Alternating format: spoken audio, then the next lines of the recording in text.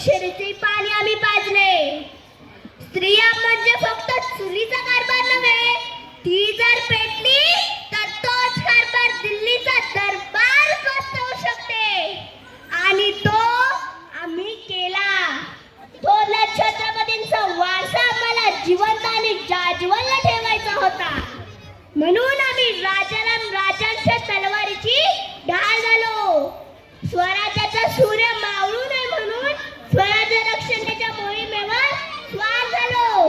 वेळ काळ म्हणून आली होती. मुघलांची टोळधाड या महाराष्ट्रावर पडली होती.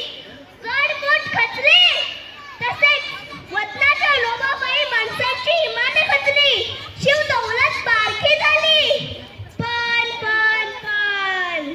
आमची हिम्मत कधीच खचली नव्हती. कारण झुंजारपणाचा निखारा नियतीने आमच्याच पदरात बांधला होता.